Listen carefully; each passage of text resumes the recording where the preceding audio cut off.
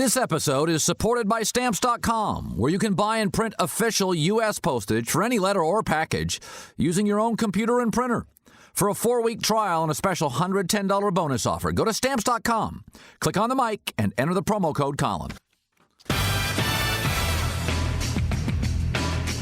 It is The Herd, live on iHeartRadio, Fox Sports Radio. Radio-only day. Colin is off. He will be back tomorrow. My name is Nick Wright.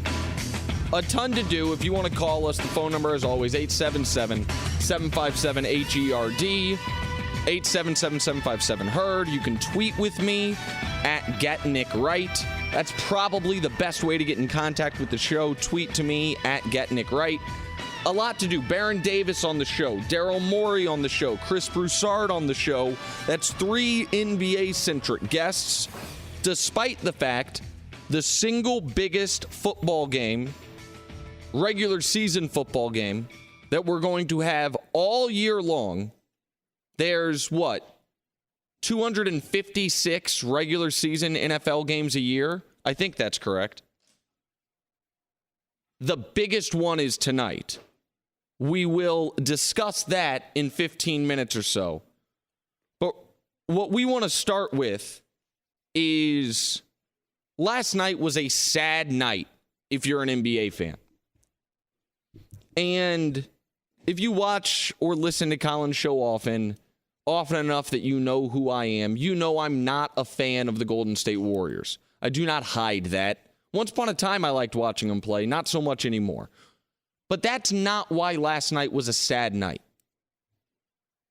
Last night here in Los Angeles, a game that I was at actually, was a sad night because the NBA needs one thing to happen this year, and it is set for the next 3, 4, maybe 5 years. If one thing happens this year, the NBA can do no wrong in the next half decade or so.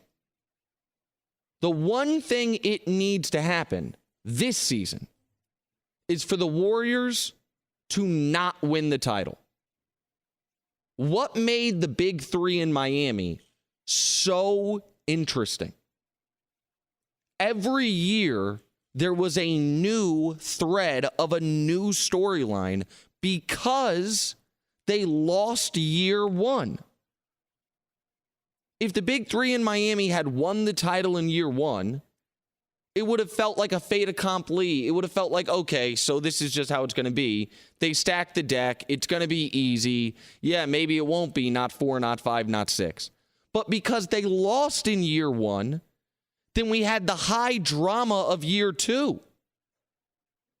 Miami down 3-2, Eastern Conference Finals against the Celtics. If they don't win this game, are they going to blow it up? It's the blueprint, a game for the blueprint. And then when they win in year two, there's real drama going into year three. They said not 1, not 2, not 3. You got to win at least back-to-back. They win then. Real drama going into year 4. Can this team become a dynasty? None of that is as interesting or as impactful if they beat the Mavs. So what the league needs is not for this Warriors team to not turn into a dynasty. What the league needs is, if they're going to turn into a dynasty, wait a year. Because then next year's more interesting, the year after is more interesting. If they don't win this year, then next year is fascinating. Because the question is, can they get it done? Or did they screw up a 73-win team that was 60 seconds away from being a 2-time defending champion? So what's best for everyone that loves basketball, except for fans of the Warriors? You could be a Bucks fan, a Mavericks fan, a Rockets fan, a Nets fan. What's best for you, if you love the sport, is for the Warriors to not be champions this year. So why was last night a sad night? Because last night, we got all the evidence that we need that there is one fewer team than we thought that could actually give the Warriors trouble. The Clippers, 2 weeks ago, we thought, hey, finally playing defense. Got through the drama of last season when Blake broke his hand. Chris Paul playing like an MVP, an ageless MVP. DeAndre Jordan rim protecting. Jamal Crawford and J.J. Redick doing Jamal Crawford and J.J. Redick things. Blake Griffin adding a three-pointer to his game. We said, all of a sudden, we know the Cavs could give the Warriors trouble. We believe the Spurs could give the Warriors trouble. And the Clippers, a Clippers team that always played like it had a rivalry with Golden State, despite not actually having a rivalry. A Clippers team that was the last team in the Western Conference to actually beat the Warriors in a playoff series. And last night confirmed what many of us feared. The Clippers can't compete with this team. Chris Broussard said it earlier today on FS1 on Undisputed, and he is absolutely right. The Clippers are drawing dead, to use a poker term, against the Warriors in a 7-game series. They shouldn't be. The Clippers have the exact makeup of a team that should give the Warriors trouble. A big rim protector in DeAndre Jordan that can swallow up every rebound. A guy like Blake that can guard multiple positions, switch pick and rolls, and should give Draymond trouble.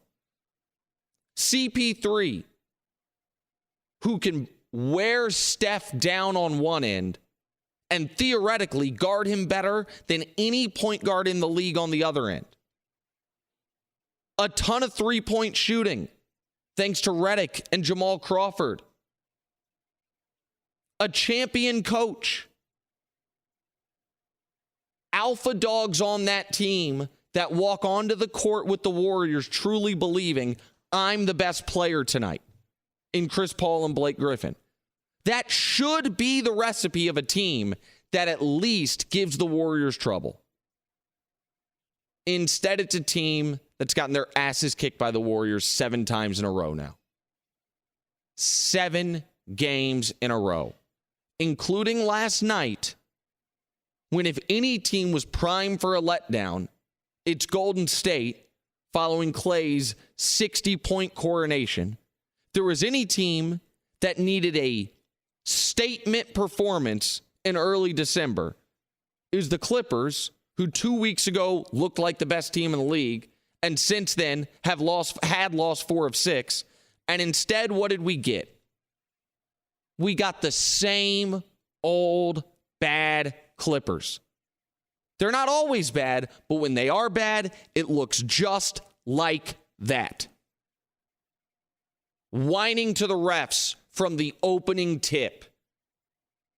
Blaming everyone else for their failures. The moment they get punched in the face, folding up shop. You know who had the most fight on the Clippers yesterday? Mo Spates. Mo Buckets. He had the pride of, man, that used to be my team. I used to get to have fun like they're having. And so now I look at it, and I'm looking at potential Western Conference playoff matchups, and I know what the Warriors are thinking. Please give us the Clippers. Please. We'll take them. Every day of the week, we'll take them. Because they can't beat us. And I don't know. I don't want to be the guy that takes a great player like Chris Paul and all of a sudden undercuts how brilliant he's been by saying, if you can't do this, you must not be that. I don't want to be that guy. But I will say this. There is one great player on the Clippers in Chris Paul. There is another supposedly and supposed to be great player in Blake Griffin. I don't know who's got to own it. Someone's got to own it that the Warriors own them every time they play. There is no universe where Draymond Green should be better than Blake Griffin. Blake, in a vacuum, appears to be better at everything on offense and has the athleticism to be just as good on defense. Instead, Draymond ate his lunch yesterday. Blake was 5 of 20. It's not because he was bombing from the outside. Shot 1 3. And I got very fortunate. I had some very good seats last night. What's up, Goulet? Why are you looking at me like that? That's a little bit of an understatement. How would you describe them? Well, seeing as when you saw pictures of the Clippers bench, you were in them. Yeah. Oh, yeah, okay. So I was directly behind the Clippers bench. And I'm watching in the first half Clippers possession after possession die on the vine. And Chris Paul have to try to bail him out with a beat the shot clock heave.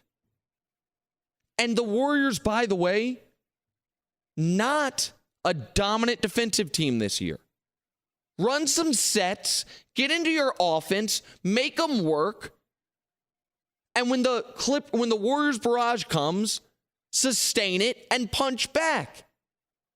Doc Rivers after the game was absolutely right. You know who punched back on the Clippers?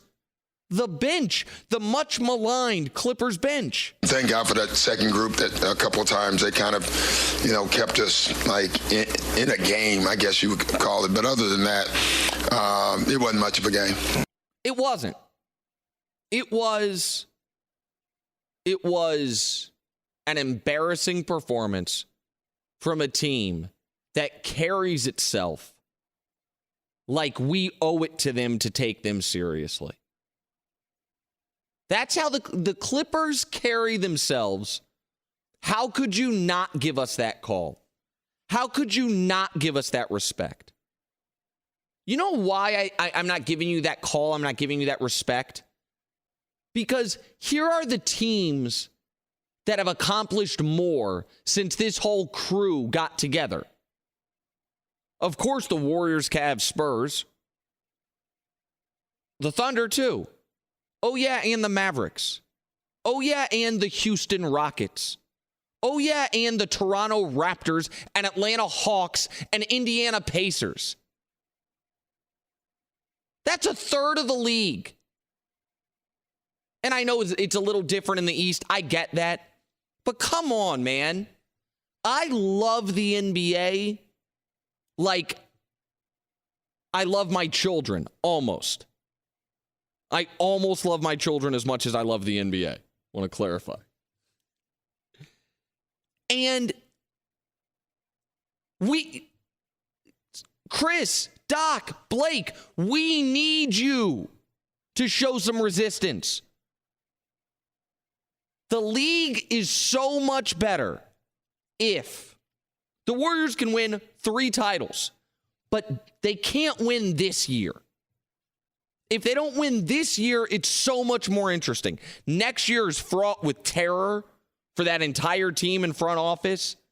The year after that, if they do win, they're trying to cement that it was a good decision. If they don't win, they'll make some moves. Everything about the NBA is more interesting when the super team struggles, even if struggles just means doesn't win the title. For 1 year. After that, win all the titles you want. And so now we're down to, since the Clippers eliminated themselves last night, we're down to this. Either Greg Popovich be smarter than everybody, or, as we've been for the last decade in the NBA, God save us LeBron. Hi, it's the Herd. Listen, the holidays are officially here. You do not have time to go to the post office. First of all, it's going to be packed. This is the time of the year everybody mails holiday gifts and all their packages. So do what we do at the Herd. Use Stamps.com instead. Avoid the hassle of going to the post office during the busiest time of the year. Is it me or does every post office have like 3 parking spaces? And generally, there's a mail truck parking in one of them. Everything you would do at the post office, you can do right from your desk. You can buy and print official U.S. postage, use your own computer and printer. You can print postage for any letter or package the instant you need it. Then the mailman picks it up. And you'll get discounts you won't find at the post office. That's key. Perfect for small businesses. Right now, sign up Stamps.com, use the promo code HERD, and get a 4-week trial special offer, plus a $110 bonus offer, including postage and a digital scale. Don't wait. Go to Stamps.com before you do anything else. Click on the mic, put in HERD.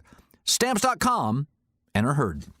I just want to talk about LeBron James for a moment. And we can turn almost anything that happens off the court in sports into some Rorschach test. That's the ink blot test. What do you see here? For our own biases, right? LeBron last night at the tail end of a blowout against the Knicks. I guess people are calling it the water bottle challenge. You take a water bottle that's not empty, doesn't have to be all the way full. You throw it, flip it in the air, and try to get it to land upright. And LeBron did that and ended up, the water didn't spill, the bottle went out onto the court. And that can be whatever you want it to be. Is that LeBron's not so subtle dig at Phil Jackson because he won't apologize for the posse comments? Hey, Phil, this team you built, it's so sorry. I'm goofing around on the sidelines during the game. Sure, if you want it to be. Is that a sign that LeBron, after carrying the burden of not bringing a championship to Cleveland, is finally carefree and having fun like the game, like he did when he was a kid? Sure, if that's what you want it to be. Is it a sign that LeBron, after saying the honeymoon's over and we've got to get more serious, isn't taking his own advice and is not respecting the game enough? Sure, if you want it to be. You can take, and we can do this, take anything that happens off the field in sports, and we can confirm it to fit our own pre-existing biases. We have decided Jason Witten is an ultimate leader and Des Bryant is an emotional malcontent. So when Jason Witten screams and yells on the sideline, it is a positive. It is him being a great guy and a team leader.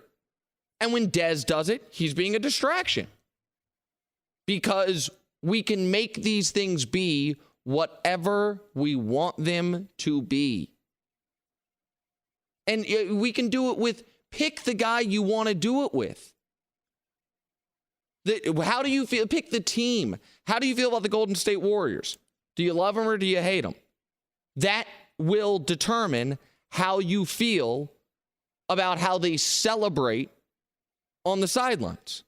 If you love them, the celebrations, the histrionics, those are a team that loves each other, that plays together, that trusts each other, and it's a great sign of team unity.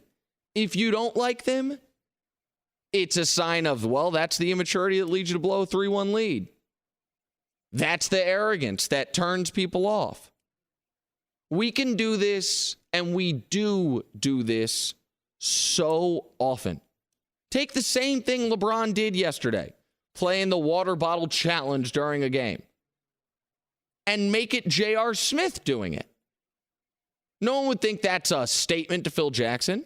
They would think that is an example of JR not getting it. We can, and so, Nick, what do you think what LeBron did with the water bottle means? Whatever you want it to mean. What do I happen to think? I happen to think it doesn't mean anything. I happen to think there was a minute left in a basketball game. he and Kyrie Irving started screwing around.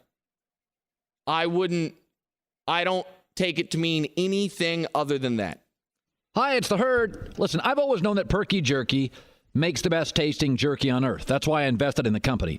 But don't take my word for it. Now the folks at Perky Jerky have proof. In a blind taste test of the top 4 selling beef jerky brands, people prefer the taste of Perky Jerky. And not just prefer the taste, by a 2-to-1 margin over other jerky brands. But you already knew that. In fact, Perky Jerky is so confident that you'll love it, they have a money-back guarantee. If you don't think it's the best jerky you've had, get your money back. So what do you have to lose?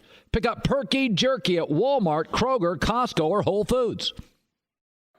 We love debating MVPs in sports. I feel like it was 10 days into the NBA season before we started talking about who the MVP is going to be. Well, we only have 4 games left in the NFL season. So now it's a legitimate conversation. And I looked at the Vegas odds last night, and I couldn't believe it. If you would have asked me, guess what the hierarchy of MVP favorites is, I would have said this. Well, Dak Prescott's clearly got to be number 1. Best team in the league. An absurd 19-2 touchdown interception ratio. Not doing it by dinking and dunking. A really good yards per attempt. His yards per attempt on the season, I want to say, what was it exactly? 8.3. Completing a high percentage of his passes. And that's how we do the MVP. Who's the best team? Is their quarterback awesome? He wins it. So I would have said Dak number 1, Brady number 2, for the same reasons as Dak. Best team in his conference. 19-1 touchdown interception ratio, which seems made up. And the only thing hurting Brady is the Cowboys are a little bit better, but more than that, you miss those first 4 games. And then number 3, I would have said Derek Carr. And number 4, maybe Matt Ryan, maybe Ezekiel Elliott. Throw Elliott in there, but running backs don't really win this award. Like, LaDainian Tomlinson won it when he set the NFL record for touchdowns. Peterson won it when he had 2,000 yards. But typically, it's a quarterback award. 8 of the last 9. And then I look at the odds, and Dak is 5th. 5th. Behind the running back, Ezekiel Elliott, who's had a really nice season. Has been the best running back in the NFL. But he ain't breaking no records. He's on pace to have a really nice 1,600-yard season. Be the best running back in the league. Like a typical season for the best running back in football. Does that make sense? Like, if I were to say to you before the year, hey, the guy who finishes the year as the league's best running back, what are his numbers going to look like? You're like, 1,500, 1,600 yards, 15 touchdowns, something like that, right? Dak is the favorite. Then Brady. Then Derek Carr. And I'm just looking at it. I'm like, Derek Carr? Hold on. Dak has better numbers across the board, except for Carr's thrown for more yards. And so then I asked myself, okay, Carr's thrown 5 picks, which is still really good. Dak's only thrown 2. If Dak had thrown 4 and his team were trailing more often, don't you think he would have more yards passing? I looked this up during the break. This year, Derek Carr has thrown 322 passes when trailing or when tied. 322. Dak's thrown fewer than 200, trailing or tied. You know why? Because they're not trailing very often. What would Zeke's numbers look like if he wasn't getting an extra 25, 30, 35 yards at end of games when they're grinding the clock? Because the great play by their quarterback has put him ahead. Now, again, Ezekiel Elliott's awesome. And if we did NFL MVP, I think more fairly, just who's the best, if we took this value out of it, then I'd listen to the Ezekiel Elliott argument. But if we did it like that, J.J. Watt would have an MVP. Who's the best player in football? Randy Moss would have won one. But that's not how we do it. The rules are, here's who can win MVPs, right? Quarterbacks, record-breaking running backs, and like Jerry Rice, Lawrence Taylor. I think those are the rules. And the fact that Dak isn't even the favorite on his own team, here's why. Because let me ask you this, Goulet, because you're a Cowboys fan. If everything were the exact same, numbers, record, everything's identical, but it was Romo, not Dak, who's the overwhelming favorite to win league MVP? Probably Romo. Right? Yeah, I would think so. Because it would make sense. The only reason Dak is where he is in the hierarchy and it would appear not going to win an award that I think at the moment he deserves. And if you want to give it to Brady, I get that one too, because that follows the way we do this award, is because he's surprising. If instead of being a fourth-round pick, Dak was a 4-year veteran, there'd be no question here. I'm legitimately surprised by this. That people can't get over what they thought he was going to be. He's not a dinker and dunker. He's second in the league in yards per attempt. Oh, well, it's the offensive line. If that were the real argument, then the running back wouldn't be the favorite. Behind this same offensive line, this is a great note from John.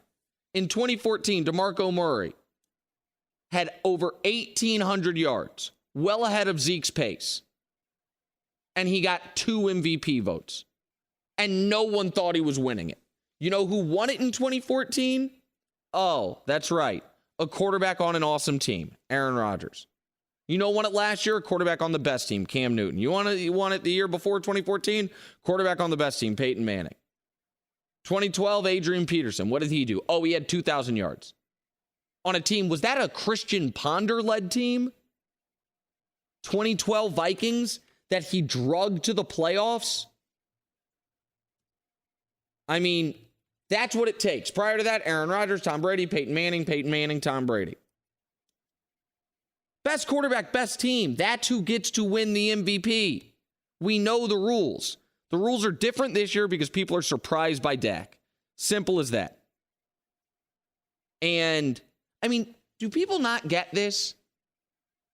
If Dallas wins this weekend, or if Detroit loses, Dallas clinches the 1 seed. Think about that.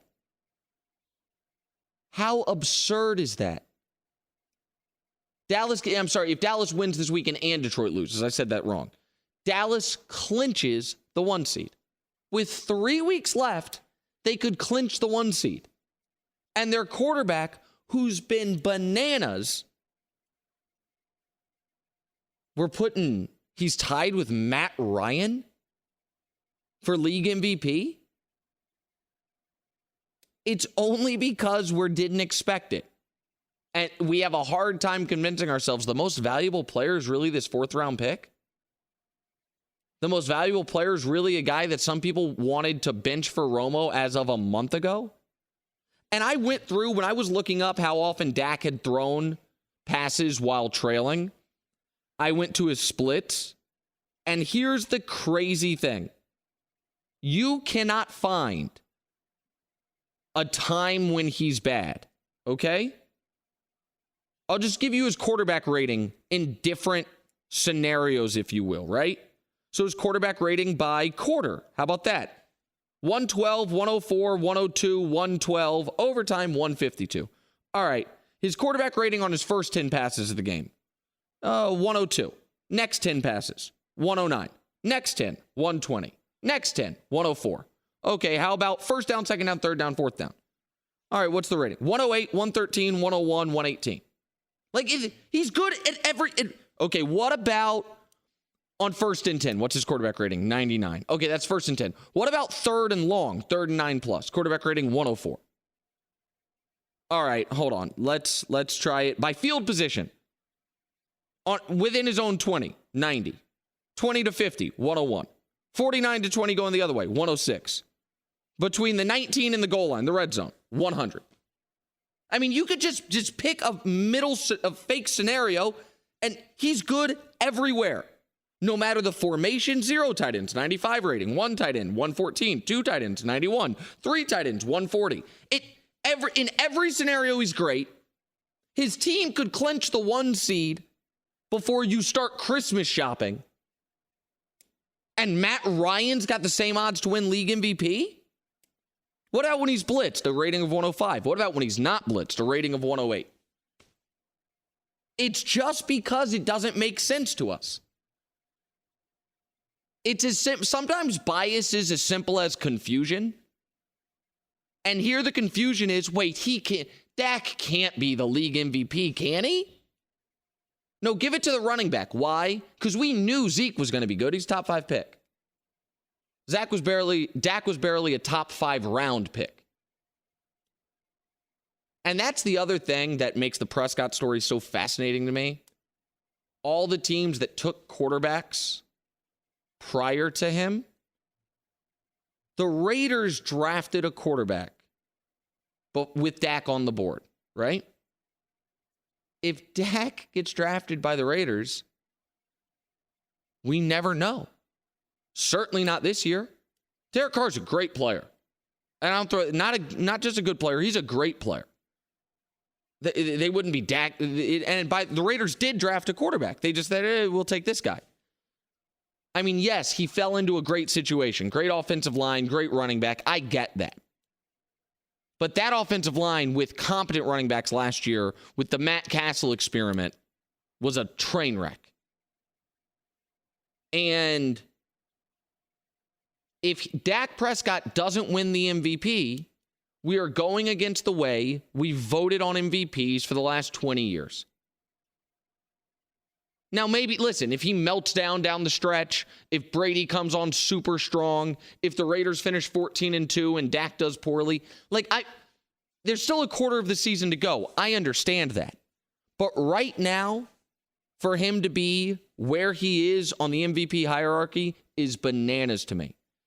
Catch the Herd from noon to 3 Eastern on iHeartRadio and FS1.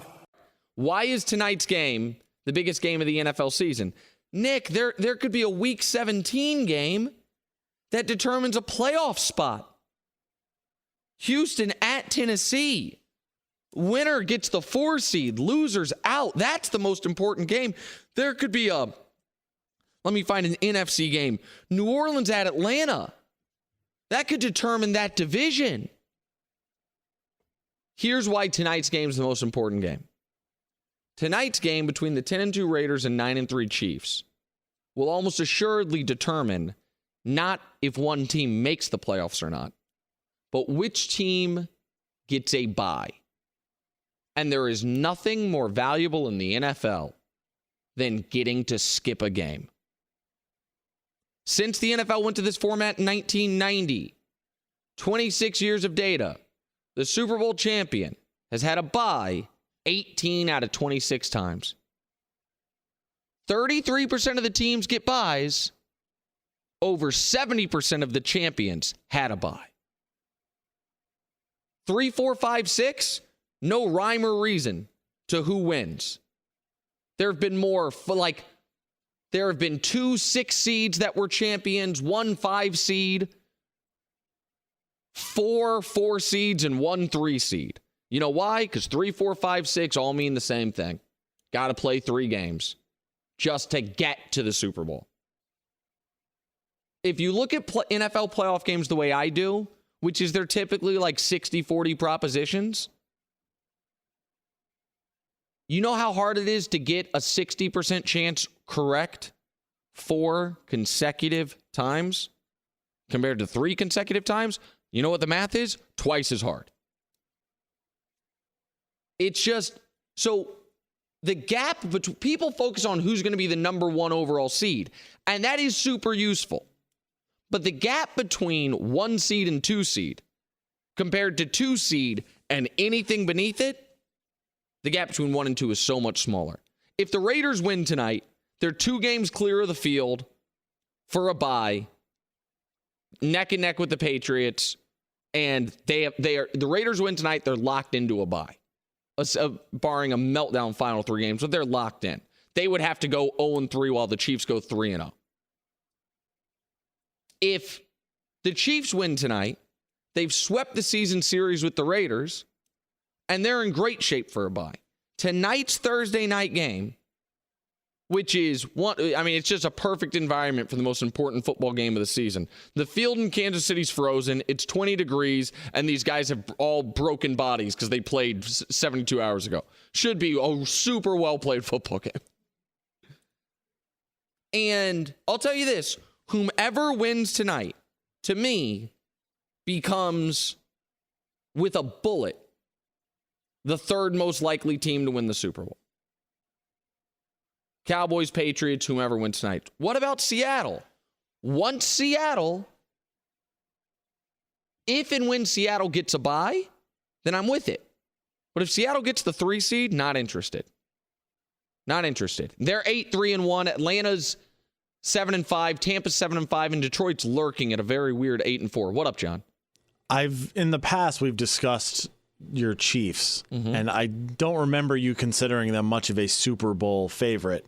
But with the win tonight, they're the 3rd. The Atlanta game made me a believer in the Chiefs. The hometown team, the only team I've ever rooted for, but I've never believed in them. Like the last Chiefs team I believed in went 13-3, played a playoff game against Peyton Manning in Arrowhead, and the Colts never punted the whole game. The team before that I believed in was 13-3, played a playoff game against the Colts at Arrowhead, and Lynn Elliott missed 13 field goals. Prior to last year, the last Chiefs team to win a single playoff game was quarterbacked by Joe Montana, playing a team that does not exist anymore, the Houston Oilers. So my skepticism of the Chiefs was well earned. But Eric Berry might be the defensive player of the year in the NFL. He's certainly in the discussion. They have pass rushers galore once Steve Ford gets back healthy and Justin Houston's back healthy. Tyreek Hill, while he appears to be not a good human being, is a very good football player.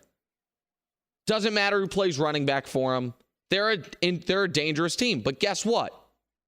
If they've got to win 3 playoff games just to get to the Super Bowl, not interested. This is the Herd Podcast. Chris Broussard, FS1 Insider. Good to see you, sir. How are you? Hi, Chris. I'm great, my man. How you doing? I'm sad Good to today. be on with you. Thank you. I'm sad today. Sad. Does it have something to do with that game we were at yesterday? It does. It's just a sad day for the NBA, and here's why. The Warriors can win 3 titles. It's great. Got like 3 more, 3 in the future, and it can be great. But what needs to happen for the NBA is they not win this year. Why were the Heat so interesting? Because they lost in year 1. Then year 2 has all the drama. If they, the down 3-2 to Boston. Yep. So what I still think might be the greatest game of LeBron's career because of what the stakes were. Yep. Then in year 3, okay, so now if they win 2 in a row, does it validate it? The whole thing. If they win year 1, we're like, they cheated. They brought it all together. I need the Warriors to lose this year. Then they can win 3 in a row. I don't care. And last night, to me, and I think to you as well, I'm curious, you know what it confirmed? Knock the Clippers off the list of teams that could possibly beat them.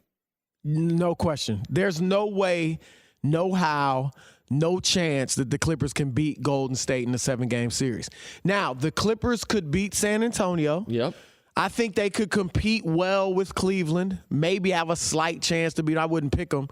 but they've got absolutely no chance against the Warriors. And to your point, the greatest thing so far that's happened to the NBA this year was when the Spurs beat Golden State opening night.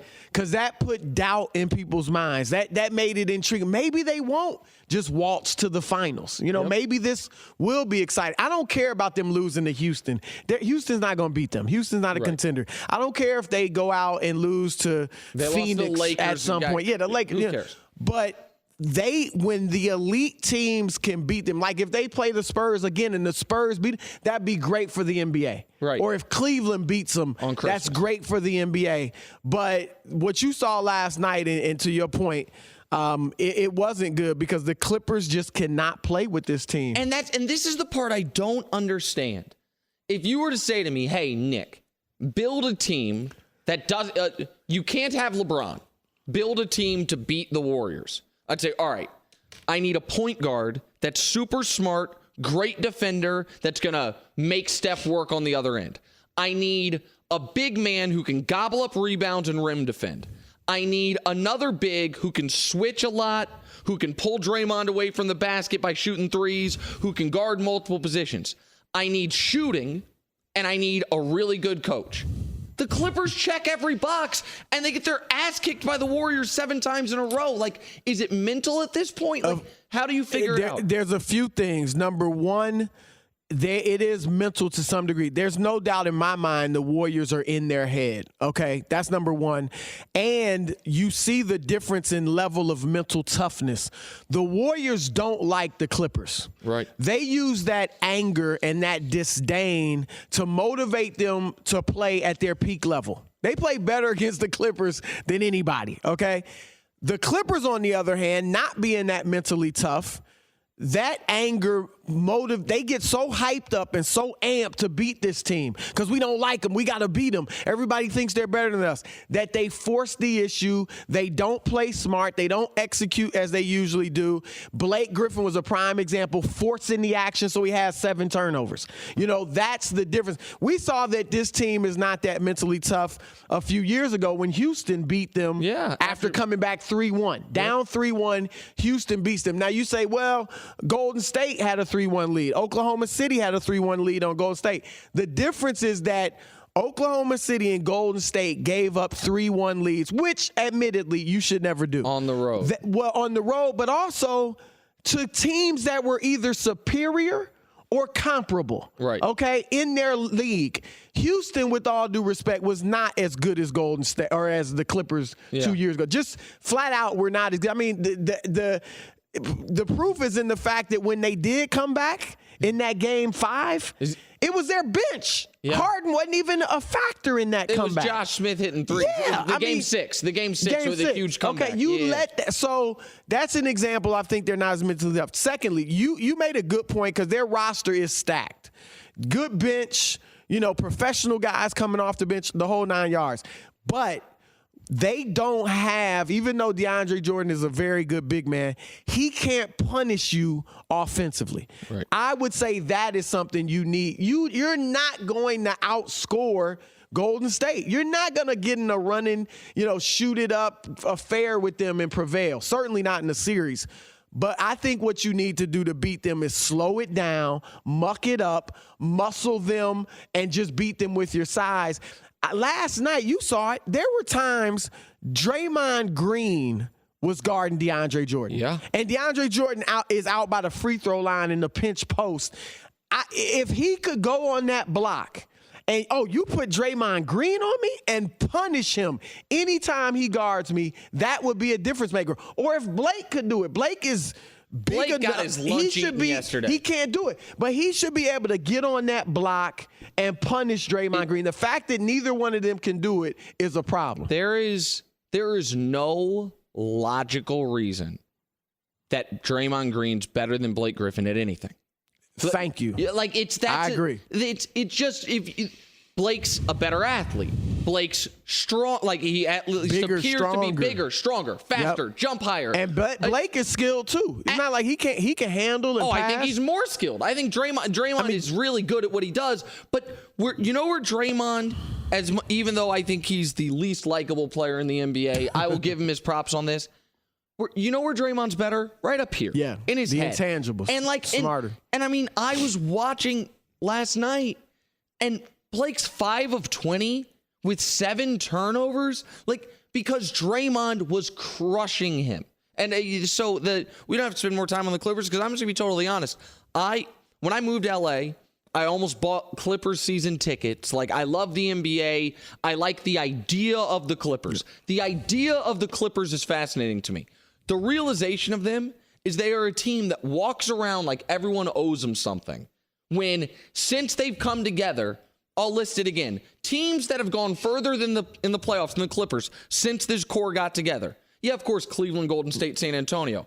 But let's go ahead and add Dallas. And let's go ahead and add Houston. Yep. And let's go ahead and add Indiana and Atlanta and Toronto. Like, go earn the respect you so desperately want. Go earn it. No, you're right. And another thing with their team, the Warriors can lay off of DeAndre Jordan and Luke Ba-a-Mute. Yep. So at times you can play 3. You're playing 3-on-5 against them, right. And then they can focus on your other, scorers, Blake, Chris, Redick, and that's a problem too. But you're right. Look, the Clippers.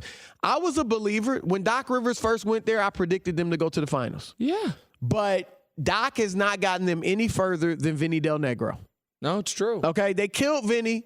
He has not gotten them any further, and this team has all.